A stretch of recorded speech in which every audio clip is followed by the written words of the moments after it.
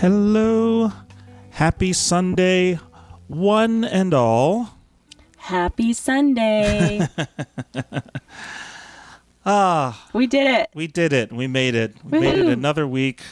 We're here for another podcast. It's not getting old yet. If anything, it's getting more complicated, which is exactly how we want to do this. So thank you all for joining us. Welcome to the Crimes Against Folk podcast. I am Edward Williams. I am Ashley E. Norton. Woohoo! Oh, you're Ashley E. Norton this today. week. Yeah, today. I'm not a doorknob company today. I don't know if you guys know that, but that's why. Sorry to interrupt your spiel, Ed, but that's why I put the E in there, because AshleyNorton.com is indeed a doorknob company. You can look it up. It's real. So I had to differentiate myself from doorknobs. No, I think I think about that when we're on the road and I see a big banner thing.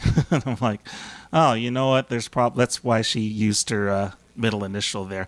I just use my middle initial sometimes in my Facebook profile because I saw my mom do it when she would sign her name on stuff. Yep. And I thought that was like how you're supposed to do things when you're an adult, is use your middle initial on stuff.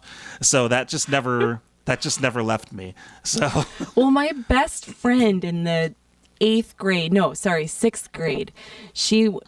name was Karen Raz, and she went by Karen G. Raz, and I always thought that was the coolest thing. Oh. I don't know why. So I think that has something to do with it too, like on top of differentiating the fact that I don't want to be a doorknob company. I think the E makes me think of like those days and like my super cool. She was so smart too. Oh, really? I should message her and tell her that. Be like, by the way, you totally inspired my adult name. Yeah, she changed your entire career. She did. Basically, so. We are coming to you live from our separate studios in Arizona and California. Thank you again for joining us. We do this with the help of Jamulus for real-time audio communication, Restream for multi-streaming to multiple outlets, OBS for live video production, and Lyrics Broadcaster for video streaming. We are actually both using Lyrics Broadcaster today. Ooh. Because I decided to try and make this, again, even more complicated. It can be done. It can and it will be done by using my one of my iPhones as a camera to try and get a better angle, make it look a little better. So hopefully it will stay running the whole time. We'll see.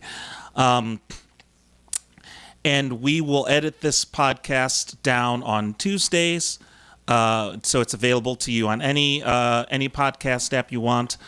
And we are also we do this live every Sunday, so join us on Facebook, Twitch, or YouTube. Make sure you follow or give a like so you'll get notified when we do the stream.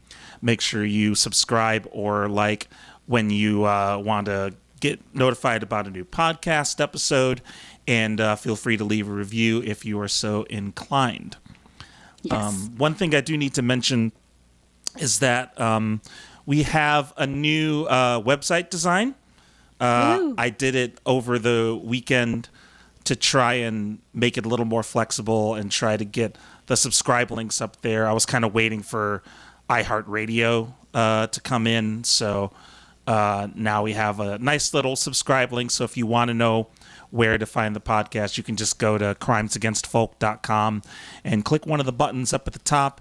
On your mobile, you can just hit subscribe in the menu, or it'll just, they're all at the bottom. So that way you can follow along with us. Let me know what you think. There's still a couple other things I need to add on there. But yeah, I got a new website design for you. So. It looks great, Ed. Oh, thank you. You did a great job. Ed also designed a website for me, which I launched this week as well. For thevagabondvoice.com. Happy website. Happy website week. If you guys need websites, Ed's for hire. Just a soft plug and slide that in there. Hit him up. He's fantastic. Thank you. So yeah, check out the new website. We have an amazing guest today, the lovely and talented Randi Driscoll. Yay! Who is not only an amazing artist, but she's also become a sort of talk show host in her own right. And which is, I heard her mention that because I was tuning into one of her shows recently, and she said, and I heard her say, yeah, I guess I've become a talk show host recently. And I was like, you're right, you have. She's been doing, I'm sure we'll ask her for more information because I'm sure I'll get it wrong, but she's been doing these shows during COVID where she pulls on guests, a little bit like we do, but they're live Facebook shows, and they play a little bit of music and they talk a little bit. And in fact, we got our 3 questions portion of our show was inspired by Randi because I was on her show not too long ago, and that's what she says. I ask the same 3 questions to everybody every week. Well, we switch up our questions, but I did borrow the 3 question thing from Randi. I didn't know that until just now. I didn't know that because I got it from a completely different place. Maybe Randi got it from there.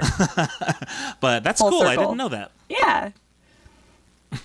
Or maybe you did it, and I'm just thinking I did. No, you probably pulled it from there, like in your head. I totally can see that happening. So maybe. Yeah. We'll go with that. Randi did it.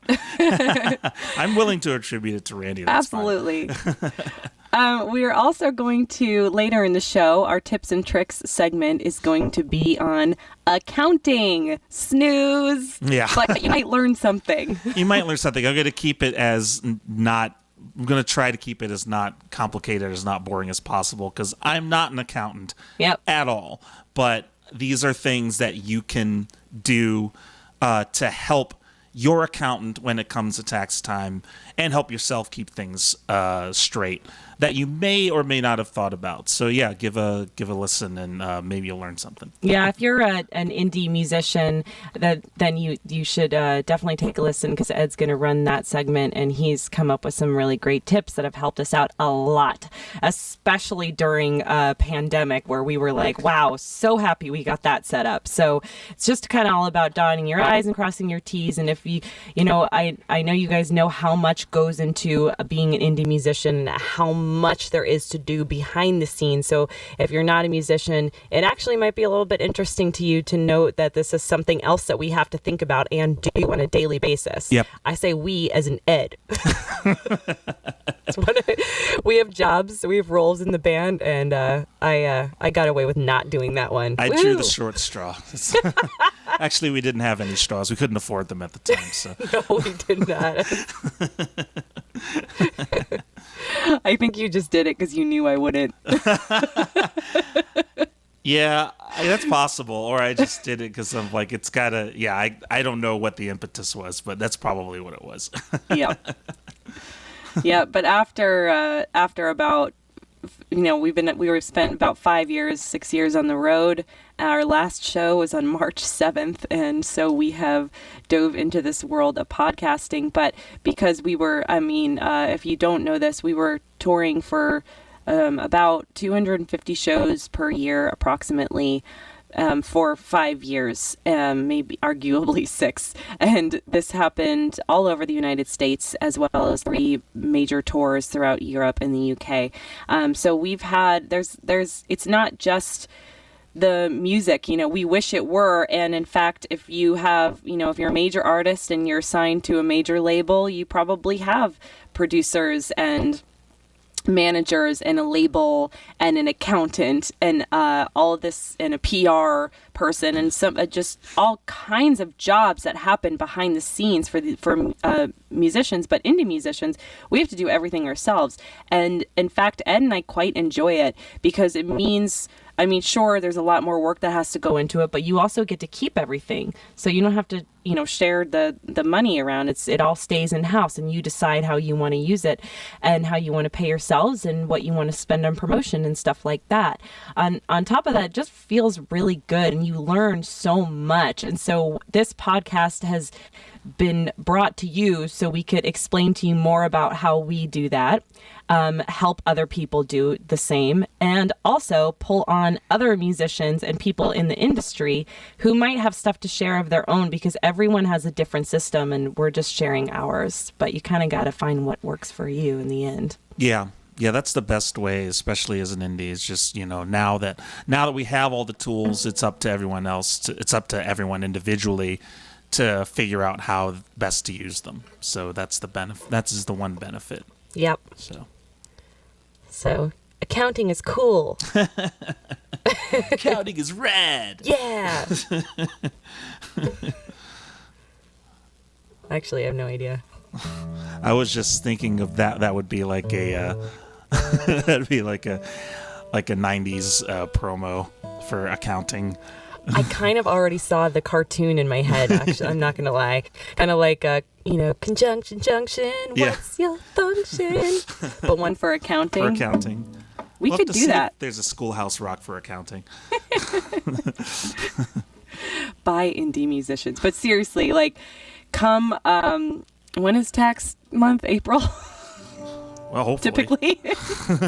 It was July for us this year. It was July this year, yeah. But that is the most stressful time for me. Mm-hmm. The most stressful time of the year is April. I just freak out, and then we get it done, and it's like, Yeah. So basically, maybe you shouldn't listen to us about this. Or maybe it will instill a sense of urgency in you to get your stuff together early. Hey, we paid ours a whole day early this time. Usually we do it the day of. Yeah, it's true. All right, well, Ed, you want to play a song? Yes. Make sure my going here.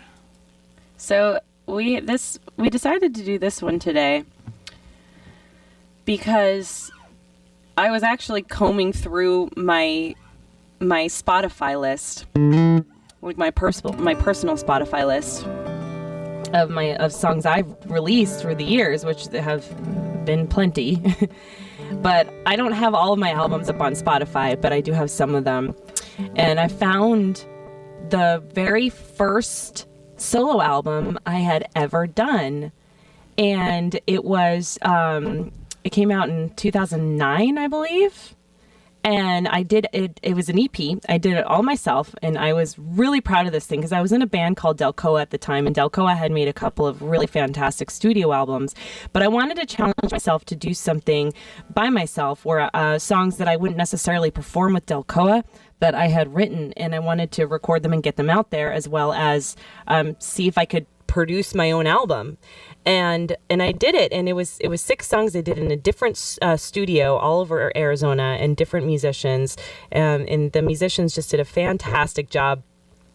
And I remember just releasing it and thinking that it was really bad for years, like 10 years. And I listened back to it just this weekend, and I was like, this is not really bad. This is actually pretty good. And a couple of the songs I went on to record again at a later time, and the one that we're going to do for you now is one of them. And it's a song that Ed really loves, and we actually perform it live together. We've never recorded it together, but we might just one day. It originally started as just a little soft acoustic piece that I wrote. It didn't really have a chorus, but when I went to Nashville to make my first Nashville country album, my producer wanted to put it on there, but he wanted to add a chorus. So this songwriter named Don Derby came and sat in the studio with me, and he really showed me the ropes and like how you go about writing songs in Nashville, and which was a great learning experience for me. And Don Derby is a fantastic songwriter, so we wrote some great songs together, but he added this chorus to the song, and it became a completely different song. But I sent the original version to Ed this weekend, and I was like, I bet you never heard it like this before, huh? And he's like, no, but I kind of like how soft it is, but I also miss the chorus. And he suggested that sometime maybe we do it without the chorus, except for add the chorus at the very end. Is that what you said? Yeah. Okay, so I was like, well, why don't we try it on the next podcast? And he said, okay. And so we're gonna try this unrehearsed. I bet you I'm gonna forget and launch into the chorus. So be prepared for anything, Ed. That's okay. They start in the same chord, so it's fun. It's easy switch to make. Yeah, that's true. Can you hear me? I can. Okay. All right, just making sure. Can you hear me? Yep. Okay. Anyway, this is called the Something version 1.5.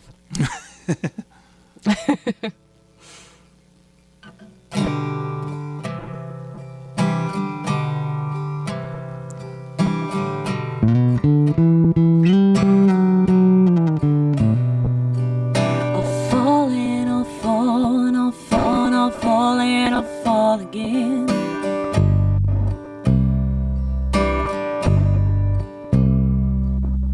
Something out there has gotta give and let me in.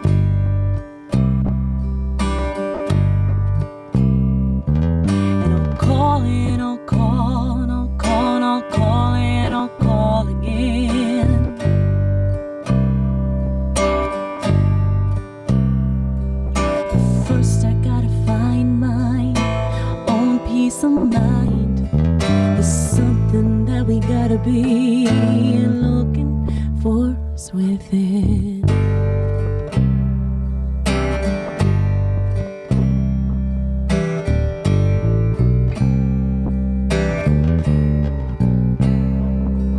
I go and I go and I go and I go and I go, yeah, I go.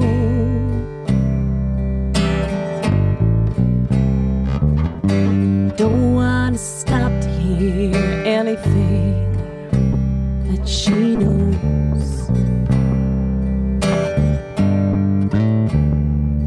I get low, I get low, I get low, I get low, I get low, I get low.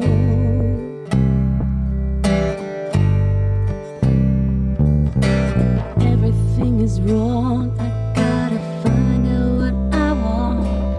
Something that we gotta be looking for is too slow.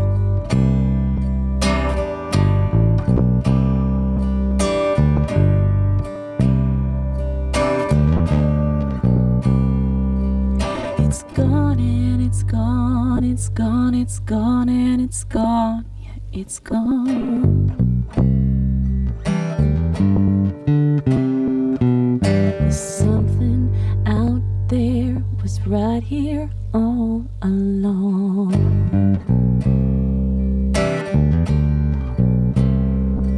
I was wrong, I was wrong, was wrong, was wrong, I was wrong, I was wrong.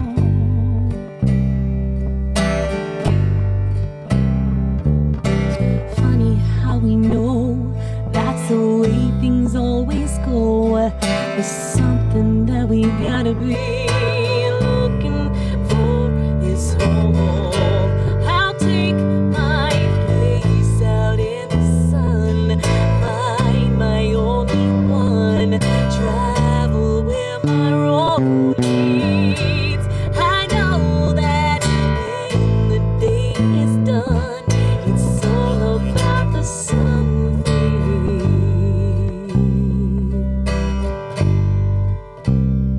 Ed, you want a solo?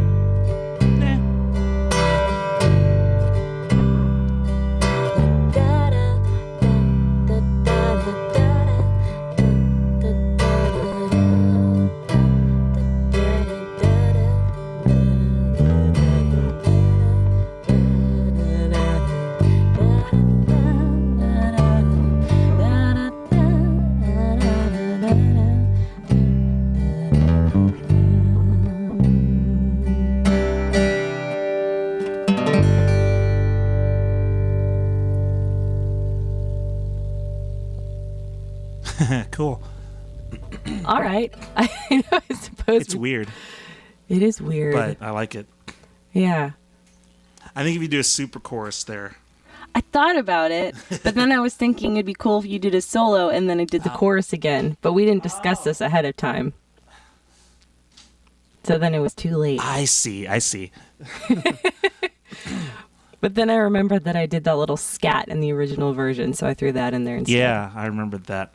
Yep. Live rehearsing, you guys. Live rehearsing. Very cool. Yeah, I've always liked that song. I like the melody of it a lot because it's like easy. The melody in that one is particularly easy to start riffs from and solos from. Yeah. And it just kind of stays in your head. I don't know, that particular one. Yeah. So, yeah, I've always liked that song. Yeah, me too. It kind of became the sound check song for a while, but Oh, yeah. then I remember we do that sometimes. We start using songs as our sound check song, and then we stop playing them because we already played them and they're so like half of them are sound check. Yeah. So we switched to something else. Anyway, it's time for show and tell. Woohoo! I'll show, you tell. Okay.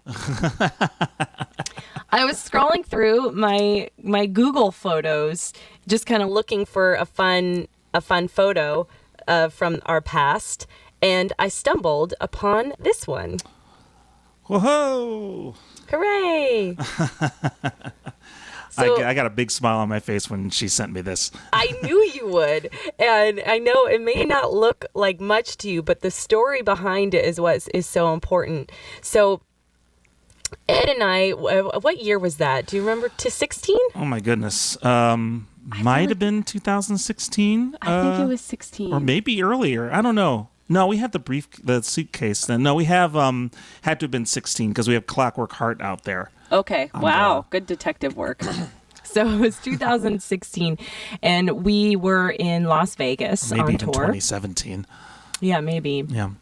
We started touring through Vegas a lot because there was a really cool songwriter show we used to like to do at the Hard Rock, and we were looking for another show to pair it with because it was kind of a lot to go there and only have the one show. And Vegas isn't. It's got a great music scene, but there's not really a whole lot of places to play as like a, folk artist. So we found this really cool cafe, or it seemed like it was going to be really cool. And we showed up. We got a room, I think, at, we used to stay on the Strip when we would tour through Vegas back then. Yeah, I think we were at Link. Okay, yeah, Link, which was kind of cool, and it was new, so it was pretty cheap still, or maybe even our friend hooked us up with hotels there or something. Yeah. But anyway, we did the one show, and it was really cool, and then we went to this new show at the cafe. And it was one of these, it was at the time where we were kind of just taking any and every show, which often we would just pack our schedule in. I mean, we were playing probably often 7 times a week in the beginning when we were first touring all the time.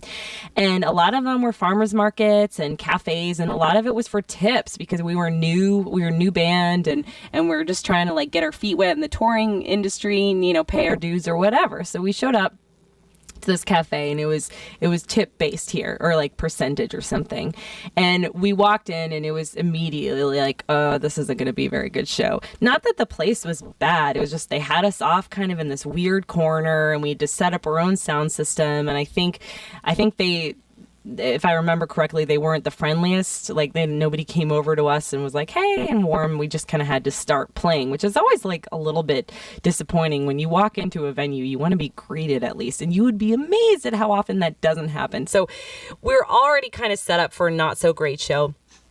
And we just started playing. We're like, all right, well, we said we'd do it. We're not going to make any money, but let's just push through and whatever, call it a night. So we're maybe an hour into the show, and all of the sudden, and it's not going well. I mean, there's maybe 7 people at the bar, maybe, and they would do the thing where they'd like turn back around back and forth. So they weren't like they weren't ignoring us, but it just wasn't the most engaged crowd. All of the sudden, out of the blue, just completely out of nowhere, this massive group, or it seemed not massive, like you see the photo, that group seemed like it was massive compared to what was in the bar. They all walk in and they start dancing, and they're amazing. I mean, we could not believe what was happening. All of a sudden, the bar was just taken over by this group of amazing dancers dancing to our folk music. And we were loving it. And they were having the time of their lives. And they were all, what was cool about it is they were all switching. It was just everyone was a different age and different, gender and different, everybody was different from whatever.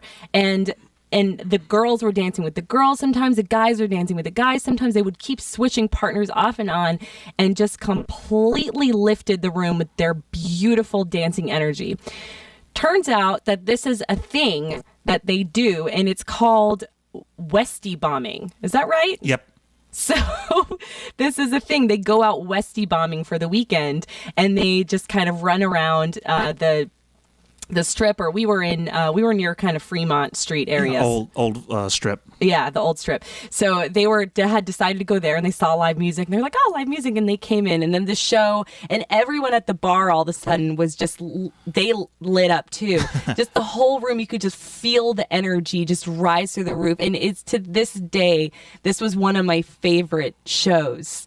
We had such a great time when we were playing songs for them. We were asked, what do you guys want to dance to? And we would play them originals and then covers. And then they tried to show me how to dance, which was a disaster because I was not very good at this dance. But we just had a great time. And one of the women dancers came up to us after and said, hey, by the way, if you ever need a place to stay in Vegas, here's my number. You should definitely call me. And the next time we came through, because we go through Vegas quite a bit, actually. Mm-hmm. And so every time we go through Vegas, we do. And we stay with her and her lovely husband. And they're such wonderful people. And they treat us really, really well. So you just never know what's going to happen at a gig. And that is part of the fun of touring. Yeah, absolutely. Yeah. So I think, when people ask us, and since then, I mean, we've played for much, much larger crowds, but and ticketed concerts where people pay, and like we've had so many magical shows since then. Obviously we grew, and we don't do the free gigs anymore, but when people ask us what's some of your favorite shows that you've ever played, this is still one of them. Yeah, this one, it's just the energy that these people brought in. It really did lift the whole room. It certainly made our night. Like it was something. And we'll play around. We play often at Boulder Dam Brewing in Boulder City, Nevada, and a few of them still come out and they'll dance, and they bring friends out from their group, and the people we stay with will come out and they'll dance a little bit, and it's still really fun. But yeah, it was definitely one of the most kind of surprising and interesting things that has happened to us. Nothing's really even nothing else has really happened that's even been nearly like this in our entire touring. Not off the top of my head. Not as like surprising as that, or just taking a gig that just completely took a complete turn. Yeah. And I think there were more dancers than this than the featured photo, but and then we've done shows for them before. We played for one of the people that one of the dancers had opened a little art studio. Oh, yeah. Yeah, we played a really nice show for him in his studio not that long ago, and even more dancers showed up. So it was all day, and we knew at that point, so it wasn't as like, it didn't hold that magic because of the surprise element of it. But it was so cool to just play for a room of dancers. You know. It's something really special about that. And made some new friends out of it, as we hope will come out of those interactions, making some new friends and stuff. So that was really fun. Yeah. Yeah, you just never know. You just never know. You never know. It's something I like to say a lot and it kind of rings true in this. I mean, I don't think we've ever played a gig where we didn't get something out of it, even if it's just a connection you make. I mean, it's not on this level, but we've had multiple gigs since where it's like there's one person in the room, but we just ended up sparking a friendship with this one person and, end up staying in touch with them forever and et cetera, et cetera. It's all kinds of stuff like that. You just never know. Yeah, that's very, very true. Yeah. Wonderful. Yeah, I was glad to see that photo. Yeah, Thank you for sharing that. I got excited when I found it. I was like, "Oh, this photo! Yes, yeah, it's a really good photo too. It's just just we really have fun. Stupid grins on our faces. Yeah, we're having so much fun. yeah, absolutely. In fact, I think there's a video somewhere of us doing something in the way. With them dancing. I'll see if I can find it real quick while we play this next video clip. I was thinking about that as you were talking about. It's like I know there's a video out there. I know there's a video out there of that. So. I'm gonna look for it. Yeah. So we'll move on. I'm gonna play one of a video from our vault, and I found this one, and I always. This is always one of my. It's like a mini show and tell for me, not really, but This was one of the coolest experiences I think that I personally have done, and I think we've done as a band. I wanted to play our performance on the Morning Blend show in Omaha, Nebraska. This is a morning television show, a live morning television show that a friend and fan of ours in Omaha helped us arrange. And we got to meet the awesome hosts, one of whom, Kelly Nyberg, is still a friend, still really cool. And a host in Kansas City now. Yep. And it was so cool just seeing the whole thing come together. Like I had never, to my recollection, I'd never done a live television show at like a major affiliate. This is a CBS affiliate in Omaha. And it was one of the coolest things I think just I had ever seen. So I'm going to go ahead and play that for you right now. Well, indie folk is a music genre that arose in the 1990s among musicians from indie rock scenes influenced by folk music. Our next guests have found success in indie folk worldwide, and before they head overseas for their second European tour, you can see them live tonight. And right here on the Morning Blend, here's Ashley Norton and Edward Williams, aka Witherword, with The Sanctuary.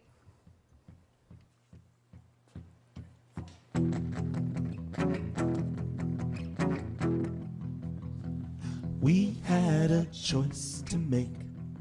We had a world to save. A sacrifice was all that it would take. Without a pause for thought, a soul-bound weapon sought to vanquish evil from the sacred place. Her life was given up so that we would endure. The world we had was base and impure. Anew, remade with love, we plant the seeds and tend.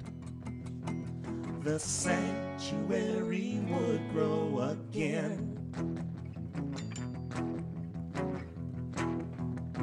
Sun shafts dart through the trees and dance among the breeze. They strike my face with a familiar ease. This forest gave me life and opened up my eyes. Here I was born and here I hope to die. The sun, to catch the sun, I climbed the redwood arms to guard the canopy from our foes. It's true, I knew that I had been immortal once. But this was not the fate that I chose.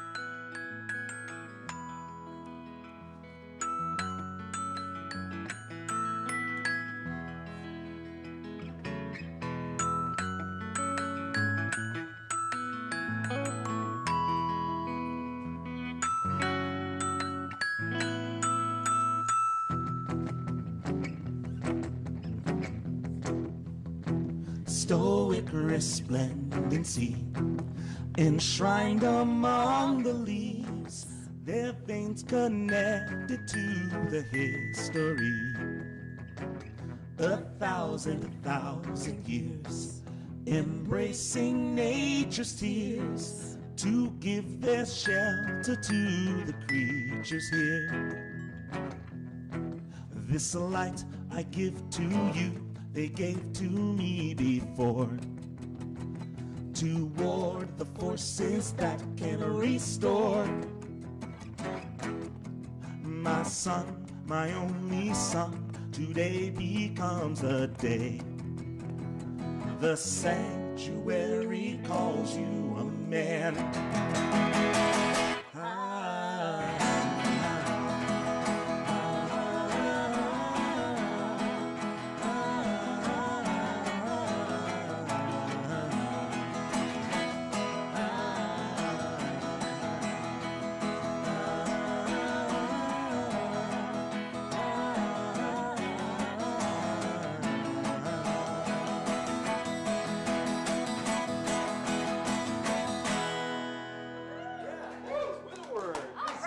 Very nice job. That was so Yes, fun. very nice job. Thank you. Friday performance. I loved How that. did the two of you get together? Yes. Well, we both met in Nashville, Tennessee, about 8 years ago? 2010, Yeah, yeah. 2010.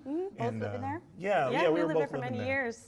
And we just decided we wanted to form a duo where we could just throw our guitars in Yeah. the back of the car and just travel around the country. We've been doing that for 4 years now. That's the thing. You don't have a home base, right? Right. No, yeah, everything is in storage, and we tour full time, year round. And it's such a unique sound, and Thank you. your music videos are so creative too. I was watching The Dragon. Thank And I know you. we got some video of it, but what goes into the creative process of creating those music videos? Mostly our director, Howard Ignatius. We got to give major props to him. He does all of our music videos. Yeah. and Yeah, I- this He's is really so creative. cool. What was going on here? Yeah, where is this? This is at a place called Nit Ridge in Cambria, California. It's so cool. Yeah, it's It a is crazy cool. place. It's really neat. The guy who tended it called it the kind of the anti-Hearst Castle. Yes. Oh, now it's a color. Oh, cool. That's so fun.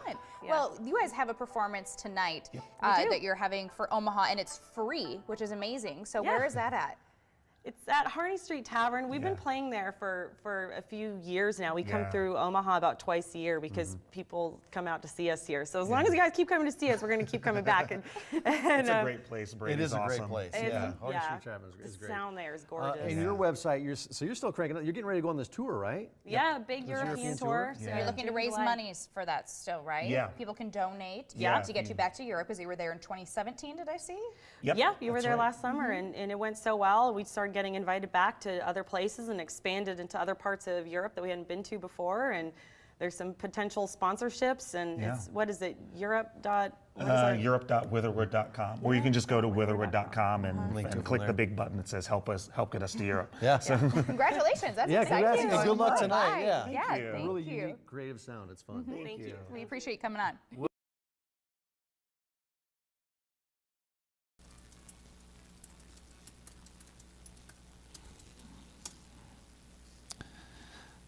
All right. Cool. That was our appearance on, I think it's CBS 3, the Morning Blend. Sadly, a show that is not on anymore. Yeah. Our friend, the co-host Kelly, she did have another hosting gig in Kansas City, but that one also ended. Yeah. So now, but I think that for me that experience was really fun. Like I said before, because I had never seen a live like morning show or news program in real life in real time. I'd never been a part of it before, as far as I remember. And I think the most amazing part to be, because when we were doing this, we could see the monitors down below us, so we could kind of tell what was happening. So we knew when to start, and we knew when our cues were. And they were doing the weather. And so you see the meteorologist on screen, and he's in front of all the charts and doing all the stuff and motioning to everything. And he's talking up through the forecast the whole way, and then he disappears off camera. He's still talking. Like, he's still doing this awesome forecast talk and chatter, and you see him kind of duck under all the cameras, and he's walking over to where Kelly and Mike are, and then all of a sudden on the monitor I see them cut over to them, and there he is. And I don't know why my brain before never put it together that's how they get from point A to point B. They just walk, but on TV you see it as just a cut from one camera to the next, and my mind was blown. I'm like, that's the most amazing thing I've ever seen. Was a meteorologist walking and talking as he walked over to a couch and sat down. But seeing it in both perspectives, him doing it in the studio and then seeing the result on the broadcast monitor was just, I don't know. To me, it was one of the coolest things I'd ever seen. Yeah, you were fascinated. And it's like it's not rocket surgery, like but I was but it mesmerized. takes a finesse, and it just I mean, he had it down. I mean, you could tell. I mean, it's similar to like when we set up a gig and people watch us and set up our full PA system, and we're saying things like, oh, is that a female or a male, or like referring to like a cable, and like, is that like, oh, hey, can you hand me an XLR cable? Yeah, and like we must sound so fancy, but to us, like that's not fancy at all. It's just we've been doing it for our entire life, so I bet it's not too dissimilar for them. You know, he's just like, what? Why are you fascinated by this? I've been doing it my whole life. He's done that same thing 5 days a week for probably 15 years. Yeah. And I'm seeing it for the first time, and I'm like, how? You're a magician. He's like, all I did is walk. I walked from here to here. It's like, it's magic. I know. I couldn't believe it. It was so, but that whole experience was just great. Everyone was so nice. Yeah. They spelled our names right. Yeah. They even included clips of Howard's video, because we'd just kind of done the drag in there not too long before, I guess. And so it was really cool. It was really well done. Yeah. Yeah, it was cool. So, yeah, very fun memory for me as well. Yeah, I've been trying to think. I mean, we've done a few radio shows. We've done one, or TV segments. We've done a couple. We've done. We did one in Utah during Sundance. We did. Oof, right over the head. Yeah, we pre-recorded that one. Okay. At I forget which affiliate. Oh, okay. Remember that Publicist got that one for us? Well, that was really cool to me because we were featured in the newspaper for playing at Sundance, and we got to play like the official Sundance Film Festival. Yeah. It was in Sundance Film Festival happens in Park City, but it also happens in Provo, and it also happens in Salt Lake City. So we played the Salt Lake City one, but it's for the official Sundance folks. But what was cool about it is that, you know, there was a reporter that came out to take our pictures and talk about the show and everything. And apparently we did a TV performance that I don't remember. Got it. Nope. Just hit my brain. Okay, good. As well as Illinois. We did one in Illinois. Yeah. That was in Davenport, Iowa. Yeah, because John Taylor hooked us up for our show for that one. That's right. Yeah, but anyway, I remember the article came out, and it was so cool to me because there were two big articles on there was one on the paper. I think it was the front page even, or it was front page of a section at least. And there was one article at the top and one article at the bottom. We were at the bottom, and right above us was an article from Sundance Film Festival weekend, and the featured photo right above ours was Sarah Silverman and Tig Notaro. What? Yeah. Sharing the newspaper article with Tig Notaro and Sarah Silverman. I am never going to get any closer to those two ladies than that. So, my heroes of comedy. Yeah, absolutely. That was really exciting. Yeah, it was. Anyway, so many side rants. I know. I guess this is a storyteller podcast, but we are really taking it to the other level today, aren't we? We are. Well, we're not done with the stories. We are going to feature an incredible story. Yes. From our guest today, Randi Driscoll, and she sent this in actually a kind of a while ago, and listened to it, and it's just. As Ash remarked, it kind of reminds us why we don't really play outdoor gigs. We don't love them. We'll do them, but we don't love them. Yeah, people are like, oh, and you get to play outside. We're like, oh, but is there an indoor option? Like said, no band ever. Yeah, is there at least a mosquito net? No. And here's why. So here's a little story from the road from me, Randi Driscoll. So a few years ago, my musical partner Noah and I did an amazing tour where we were hitting up a lot of colleges and a lot of, festivals all over the country. And so we had several weeks planned, and a lot of these festivals were outdoor festivals. So one of the first places we stopped was in Las Vegas for this amazing music conference, and we hit the stage, and the same time we hit the stage, so did a sandstorm. And if you've ever been in a sandstorm, then you know it's not just like when somebody at the beach sort of lifts up their blanket and sand goes everywhere. This is like full-on sand moving rapidly. So like the audience was covering themselves with blankets. We were hiding under like my keyboard. And in the back, I just remember there was this huge blow-up Bud Light thing. It was like almost a 2-story big blow-up Bud Light. And it just started toppling over, and the crowd was like running from it, and it sort of looked weirdly Godzilla-ish. So that was Vegas. So that was kind of a disaster. From there, we flew to Cleveland, Ohio to do a Pride Festival. And while we were there, about 5 minutes before we took the stage, there was this terrible storm. And we got on stage, and not only was it raining and just humid and gross, there was also these bugs that were just attacking us on stage. Like not a few little bugs that you can sort of swat away, but bugs that were actually flying into my mouth and hitting my head. And so one of the stage managers ran up on stage with a citronella candle, and he put it on top of my keyboard, but then that was burning and it smelled funny, and I started choking. So it was a total disaster. We got off the stage, and the person that brought us there said, "I'm really sorry, it's not always like that, but we do have these really awful bugs. They're called Canadian soldiers." And I was like, "You think?" They're literally the size of Canadian soldiers. So, oh my gosh, from there we got on a plane. And we went to our next stop, which was to do a music festival outdoors in the Twin Cities area. And I just remember hitting the stage and thinking, oh gosh, it's okay, finally beautiful and lovely, not a cloud in the sky. Look at that rainbow. Uh-oh. Little did I know, by the time we hit our second song, I heard this really loud, piercing, like, wah! And I was like, oh, wicked guitar solo. Except I realized that there was actually no guitarist on stage with me. It was just my keyboard and my percussionist. And I thought, what is that sound?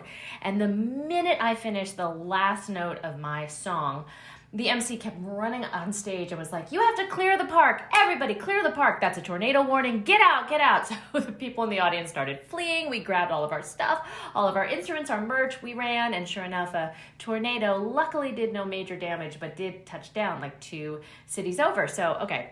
From that, I flew home thinking, I don't even know how I'm going to handle the next leg of this tour. When I got home, I was living in New York at the time. I walked into my apartment, and there was a leak in the roof, and It was pouring, there was water everywhere, and I got a series of voicemails, frantic voicemails from the club that I was supposed to be doing a residency at.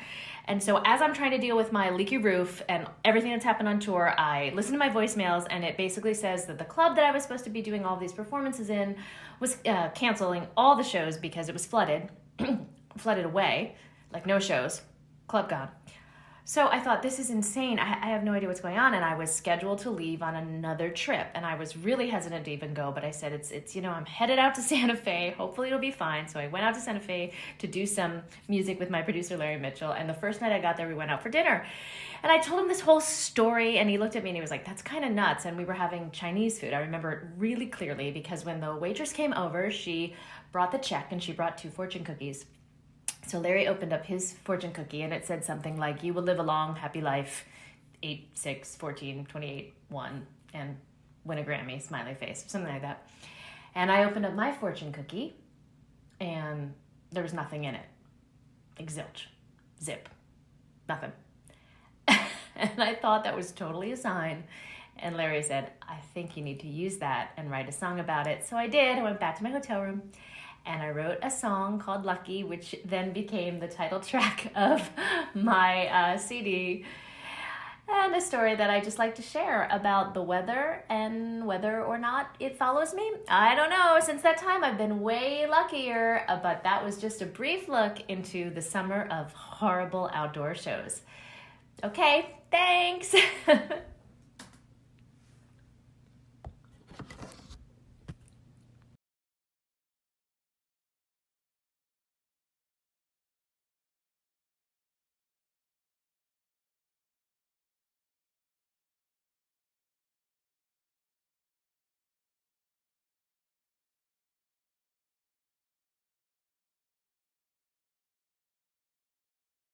Okay, well, the sound is perfect. All right, you guys ready? Yeah, Yep. totally. Okay. Let me bring this back here. Oh. All right. That was Randi Driscoll giving a story about a whirlwind tour, almost a tornadic tour, and let me bring her up here, and we have her live. Hi. Hey. It's Randi Driscoll. Can you see us? I'm just curious. I can see you. We're Oh. like in the, I can see everyone, the whole band. Okay, good. We're doing it. The whole band, all 2 of us. Yeah, the whole band. Here.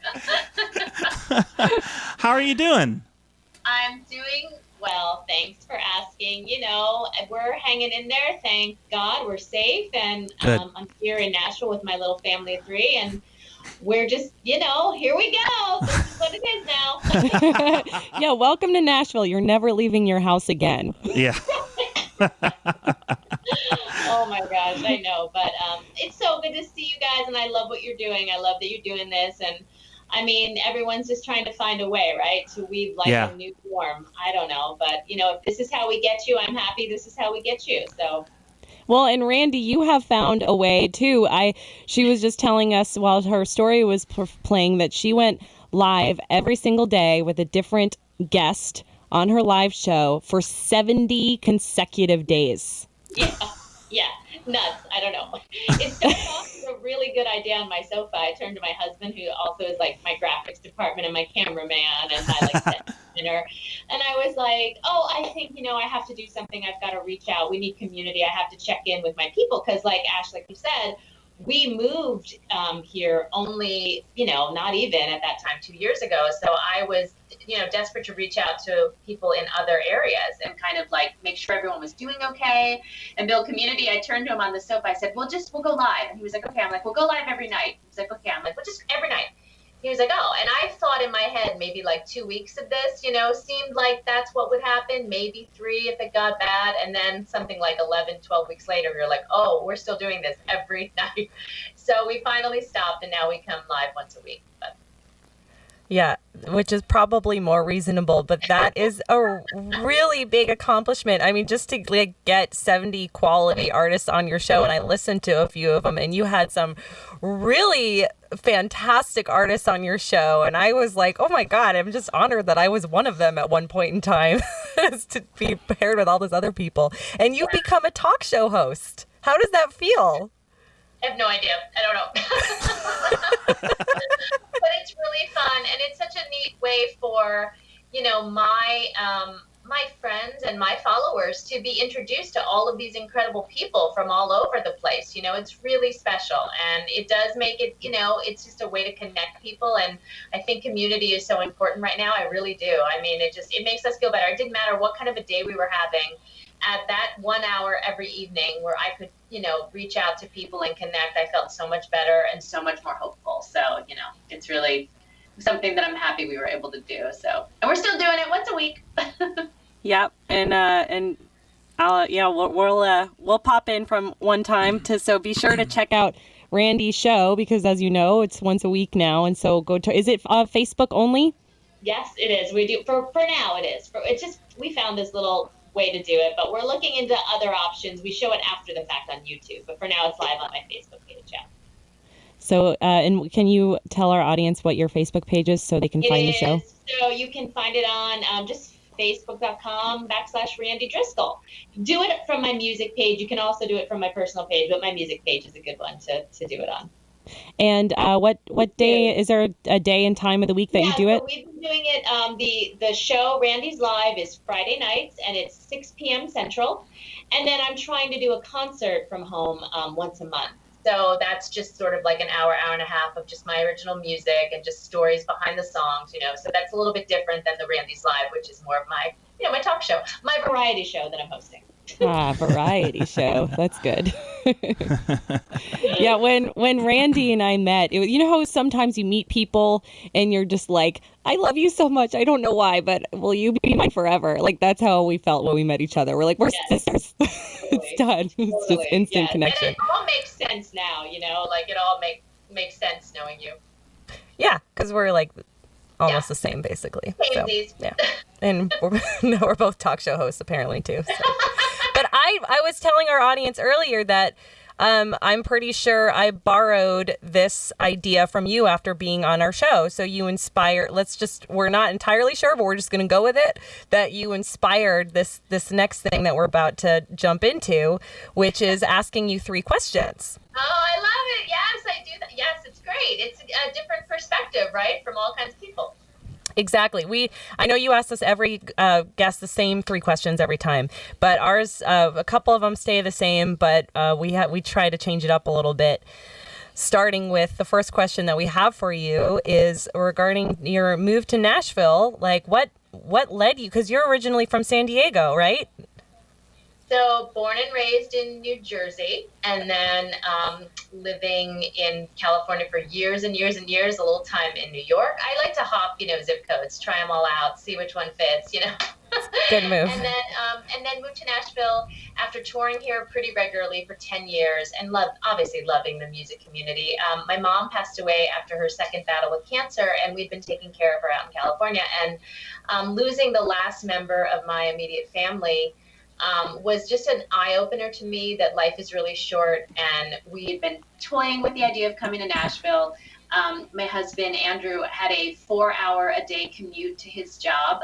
We were living down in Orange County, actually right outside of San Diego, and he was commuting 4 hours a day, and at the end of the week, realizing how much quality time you miss out on with that commute, we just looked at one another and said it's time to really embrace togetherness and life and try this adventure out. And so that's what brought us to Nashville. So that's the story. And how long have you been there now? So it will be 2 years now. We've been here for 2 years. Minus, what has it been, 5 months of the pandemic? We don't count this, right? No. Cool. And are you loving living there? We do. We really love it. I mean, it's a great community for our daughter. It's a beautiful music community, lots of opportunity. I'm getting used to the whole time change now that everything I'm doing is in other places, right? So I'm CST proudly, right? Proudly. Yeah. And it's weird. A lot of people said, was it strange to move to a new place and then sort of have the pandemic happen? Because, we had lived in California for so many years, but we had really good friends here. We know wonderful people. And, this, like you're finding, right? We are connecting with people all over. I mean, you're in a similar situation too. My musical partner that I've toured with for years is in San Diego. So that's a real bummer. We don't see one another that much to play gigs, but we also know that this is just for now, and this is okay. We're getting through. So plus we have a backyard, which has become something that I really embraced during this time. Yeah, absolutely. Really? Oh my gosh, outdoor space. Yeah, I never knew how much I would love outdoor space. But fresh air. Yes, fresh air. Somewhere to walk outside of my house.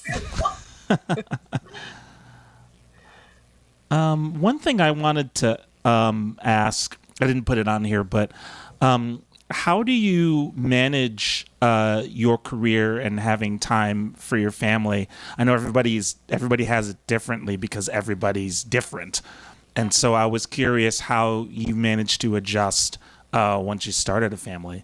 It's a really, really wonderful question, because obviously we talk a lot about, you guys and your amazing traveling and all that you do. It's just incredible how many dates you do a year. And I was doing, quite a few dates too.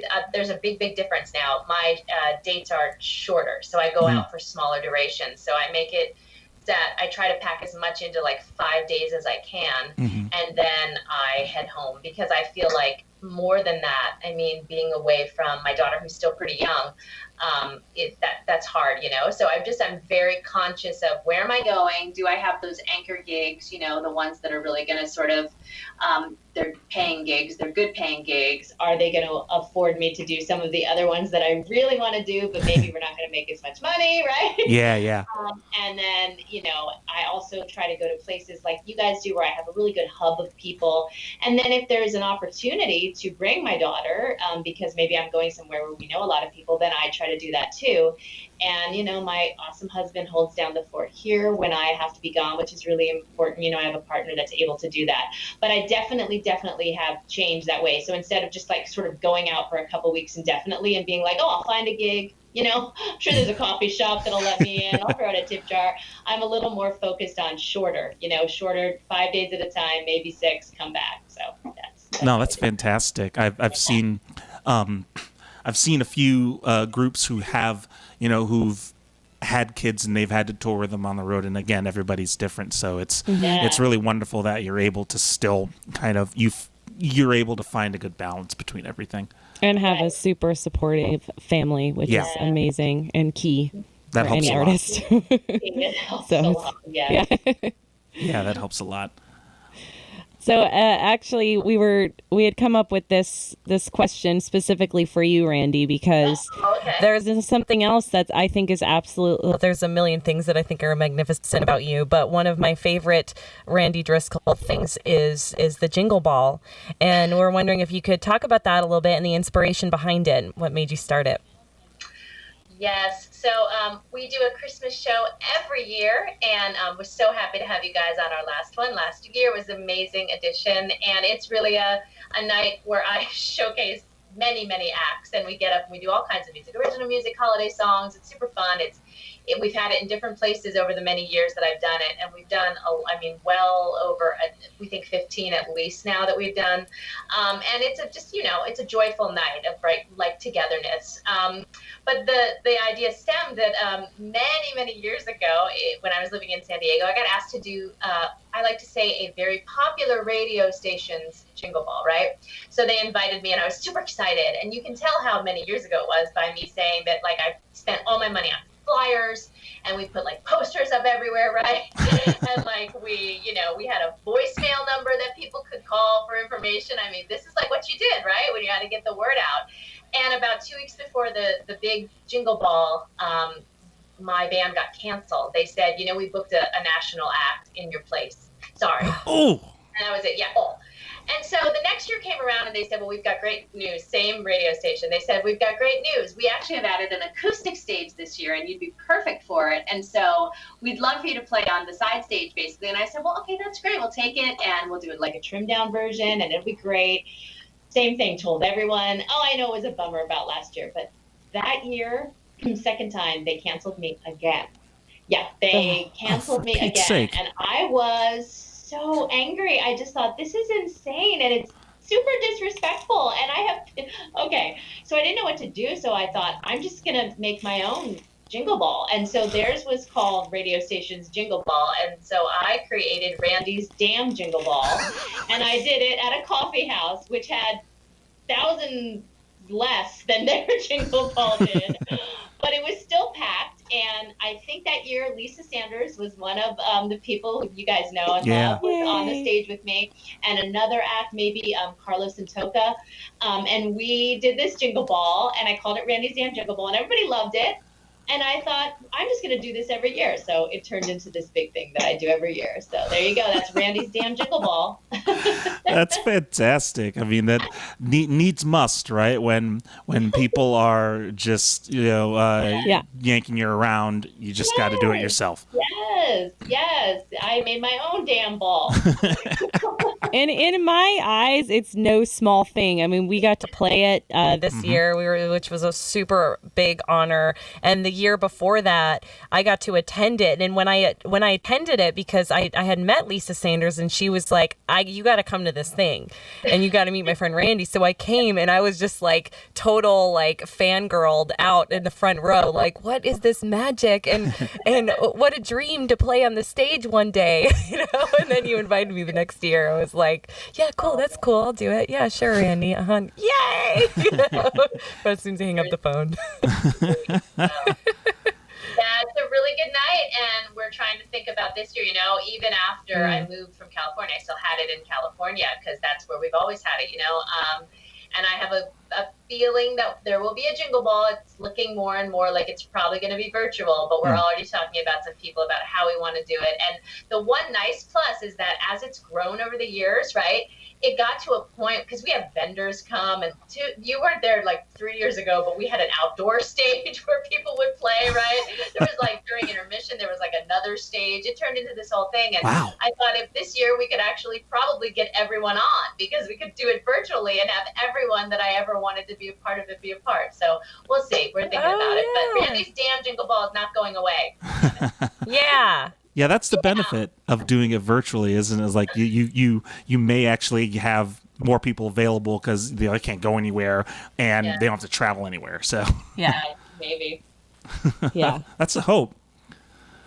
Well, I absolutely love that story. I mean, it's such a, I'm a huge cheerleader for independent artists, independent music, as you know. And to me, like, there's nothing better than that. Like, oh, really? Oh, you tell me I can't do this thing? Watch me. That's what I love about the indie world. It's like, we can take whatever you're telling us we can't do into our own hands and do it our own way. Mm-hmm. Yes. It's a beautiful thing. And someone told me, guys, at this year's that they're not doing that concert anymore. It's not even happening anymore. Ha ha. Really? Well, guess whose is? So there. That's amazing, Randy.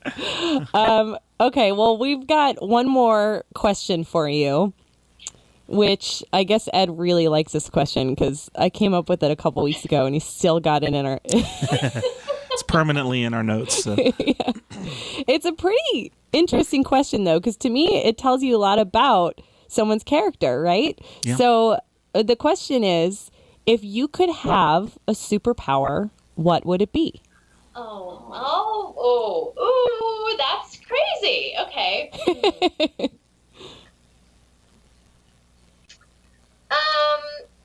I think for sure seeing into the future. And I think the reason, right? I mean, that's a good one, right? I'm sure it's not. Yeah. That's the first time we've heard that. Yeah. Oh, yeah.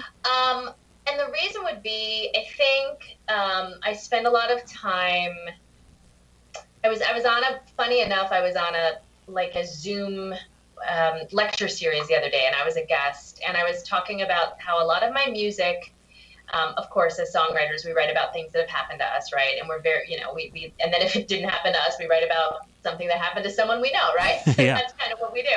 Yeah. My pain, your pain, all the pain. We'll make it a song. Well, something funny happened to you, I'll write about that. But I do notice what I also do a lot is I write about my hope and what I think could be the case, right? And I think in doing that, I try to tell myself and reassure myself that things will get better, or things will pass, or things will come to fruition, or things will sort of be shown to you. And what I've noticed over the years is that I really, especially with my songwriting, I try to envision, like a better tomorrow, or what something means at the time that it's happening. So I think a superpower for me, if I could really see into the future, then I could use that tool to sort of ease the pain that people are. I mean, this is very, like right now, what's happening. But I think it would be a way to sort of ease the pain that people are feeling, maybe be able to stop people from hurting, or maybe stop people from making choices that maybe down the road would hurt them.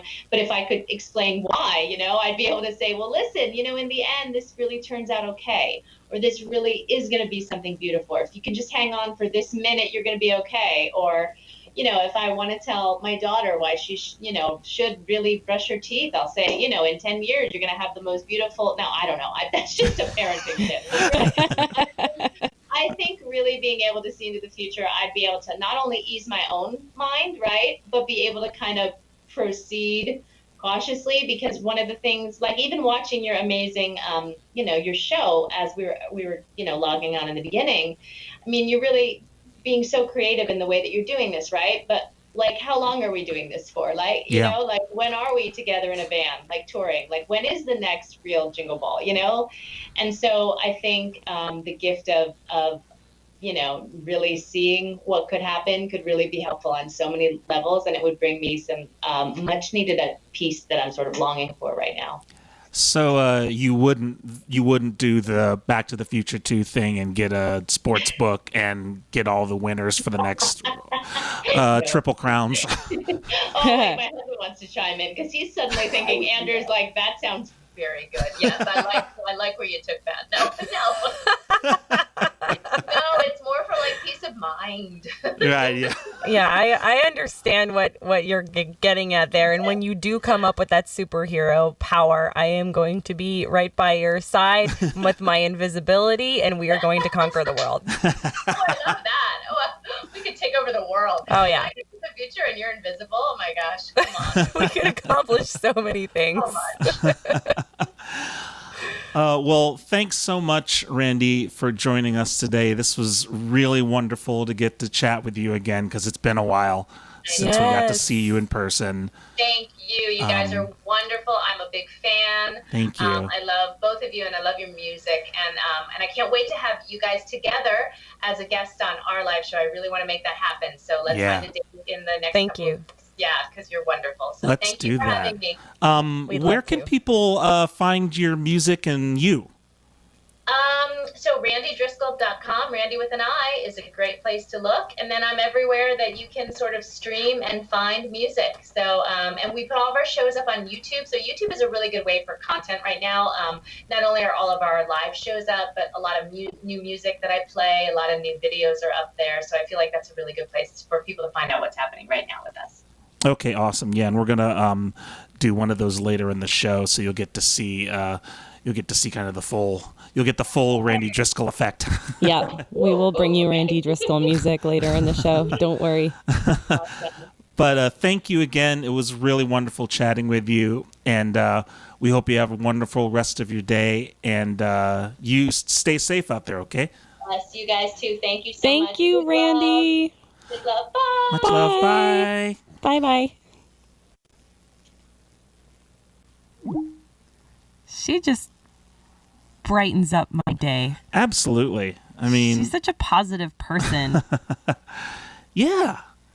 Like that's the best part when you first meet her. It's just like, oh wow, you can feel the positivity like immediately.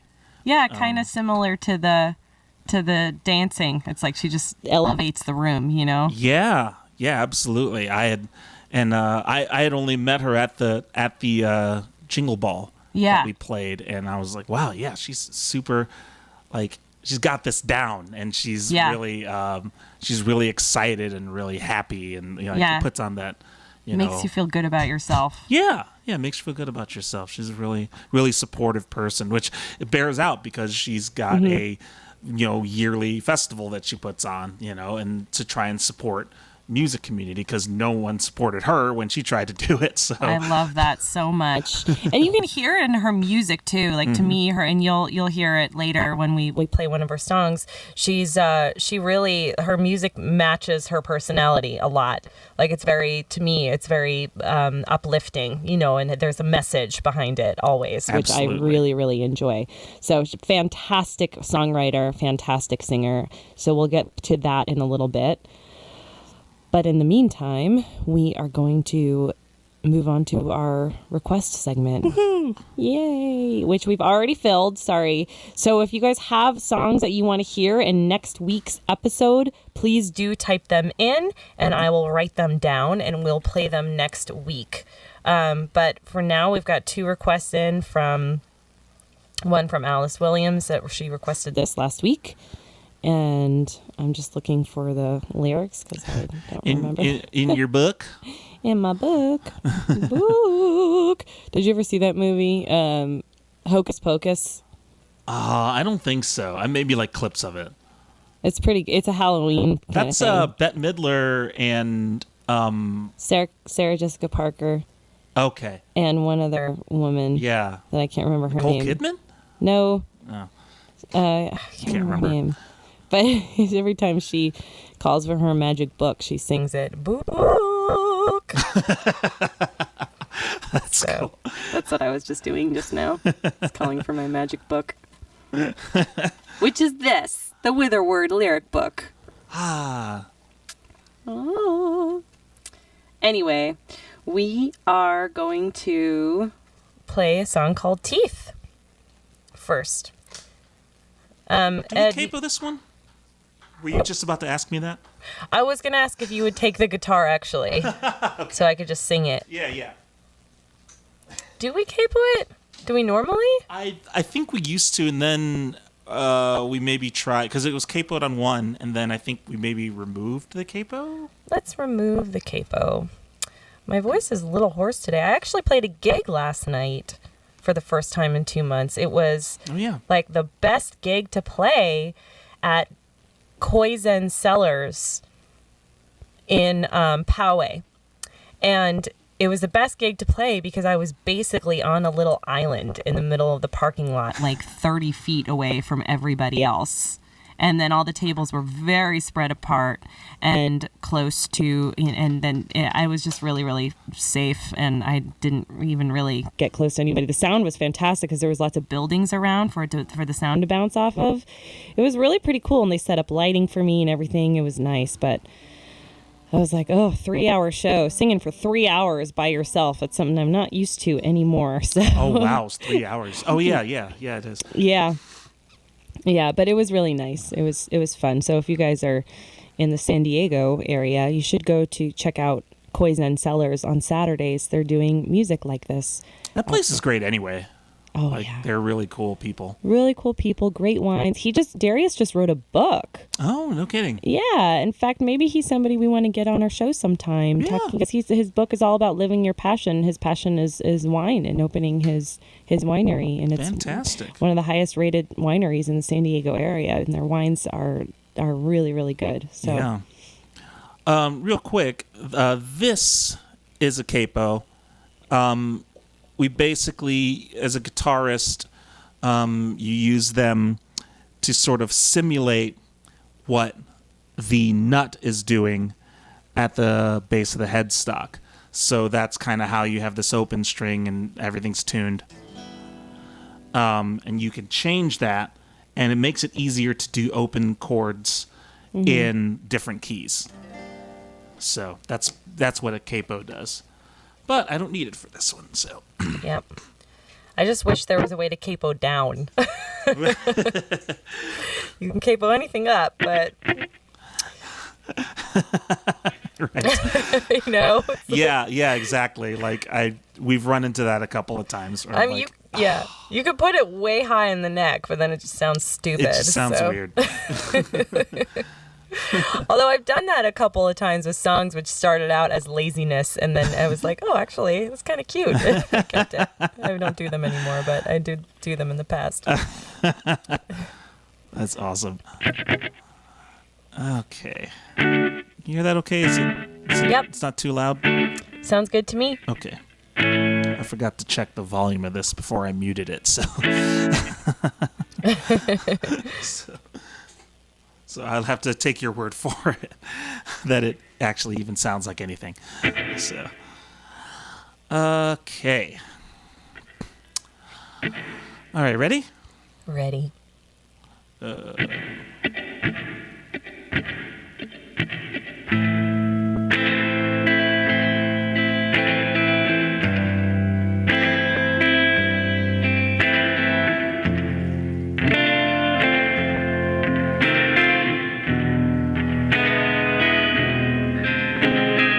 Isn't it something strange?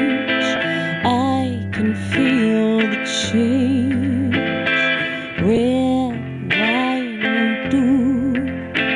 I'm hungry for you. And if I lose all control, I might just swallow you whole. I wanna take a bite out at the moon. Just give me the night and I'll give it to you. Give me someone to sink my teeth into, someone to sink my teeth into.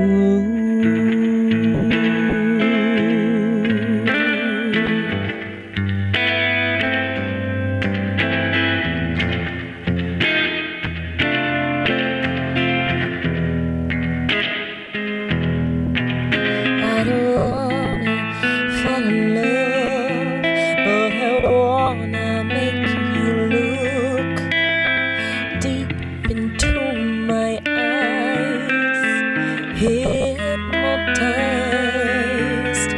before the rise of the sun. You'll be waiting for me to come. I wanna take a bite out at the moon. Just give me the night and I'll give it to you. Give me someone to sink my teeth into, someone to sink my teeth into, someone to sink my teeth into, someone to sink my teeth into. It's such an easy target. I know how to make you mine.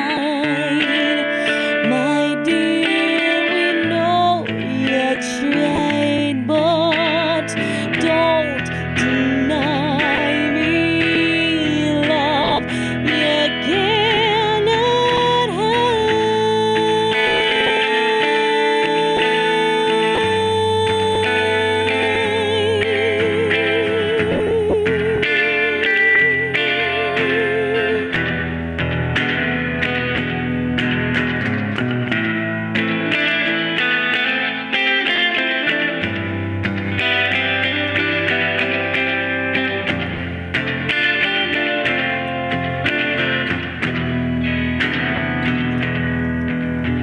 I wanna take a bite out at the moon.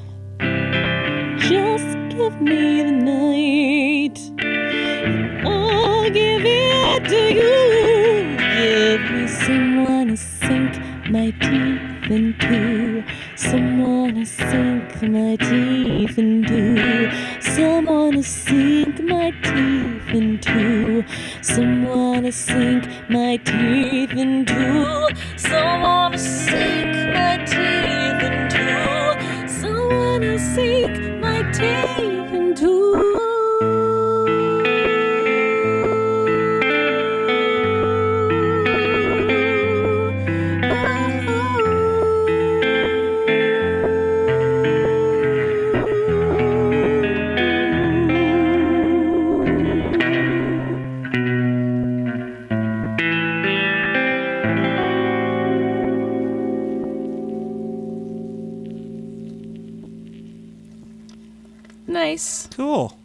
Yeah, I like singing that song in my falsetto now, actually. Yeah?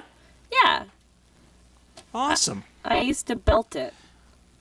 Oh, yeah, that one part, the bridge part? Yeah, and I mean, I probably still could belt it, but you know what? I'm not going to. Yeah. Because we don't sing like that anymore. No. Ed and I had not. some vocal issues a few years ago. That taught us that we need to sing differently in order to sing forever. Yeah. You're welcome, Alice. Thank you for the request. And once again, if you guys want to hear something for next week, oops, sorry, guitar. Please feel free to put a request in the comments, and we will make sure to do it next week, or this Thursday when we do our all music show at 5. So we've had a request in from Itzo.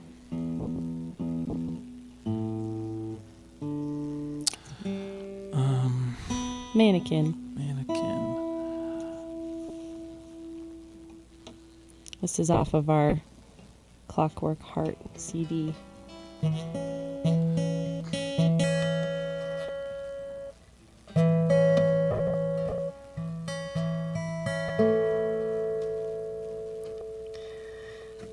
That last song, I wrote that with Johnny Garcia, actually. Yeah. I always forget that.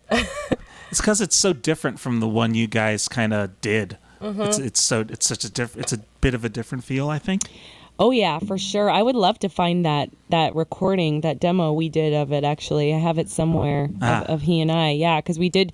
I mean, the melody and the lyrics are exactly the same, but the feel is much different. It's true. Right. Yeah.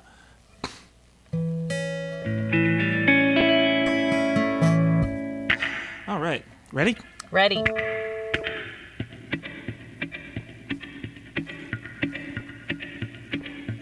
One, 2, 3, 4.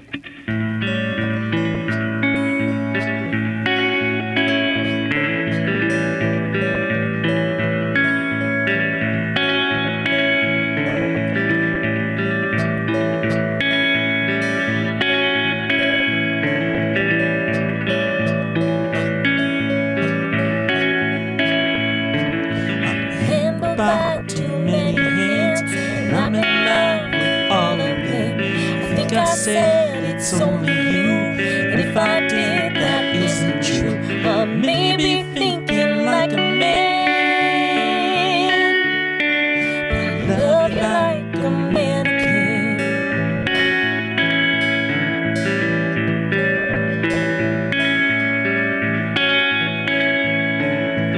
When we're lying down in bed, I wish I were alone instead. I snuggle in and close my eyes.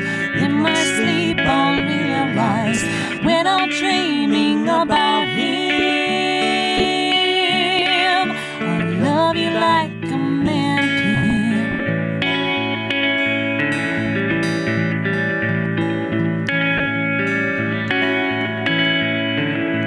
I know you wanna hold my hand. I touch you just like porcelain, perfect for your picture frame, frozen in a window pane. When you get under my skin, I love you like a mannequin.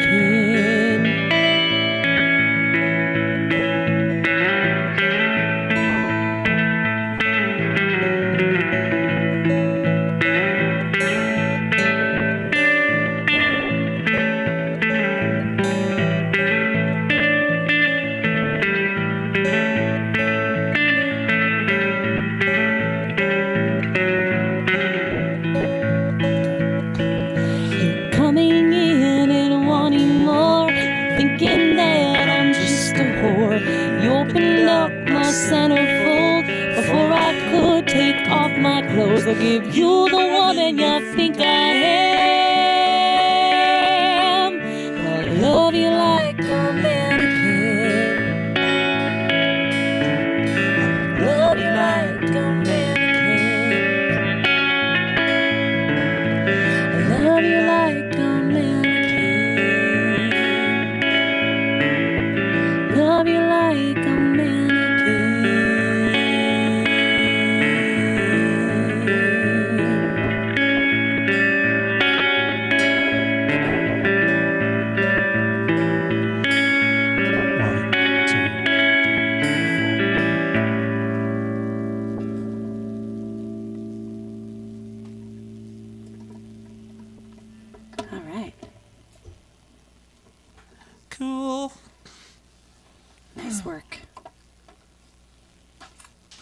Thank you for the requests, all. Yes, thanks for your requests. We appreciate it. Make sure, if you think of something like that, and obviously if we're not broadcasting, you can just message it to us, and then we can take a look at it and see if we can do it. Absolutely. So now we're on to my favorite segment, Tips and Tricks. It's Tips and Tricks time. Hooray. All right. So today, I'm going to just give you a few tips that will hopefully help you with financial organization and accounting to get you ready, or to things to think of while you're touring and while you're on the road or trying to run your own kind of business. This is the stuff that I do the majority of for the business. So this is stuff that I've kind of just gleaned over time and gotten advice and help from other people. So the first thing, we'll just start straight away. The first thing you should do, if you haven't done it yet, get a bank account specifically for business expenses and income. It really helps if it's a business account. There are numerous ways to get business account. You can go down to your bank that you have your regular account with and ask them about getting a business account. You can get one online. We use one called Aslo. You can do that. You can, and if you really have to, you can get a personal account and use it strictly for business. That's fine too, as long as you are very vigilant about keeping everything separate. So make sure, usually you get a separate debit card. Make sure you use that debit card only for band stuff, and make sure to keep that all separate from your personal expenses, because when it comes to getting everything organized as far as your deductions are concerned, it's just a lot easier to separate it out that way.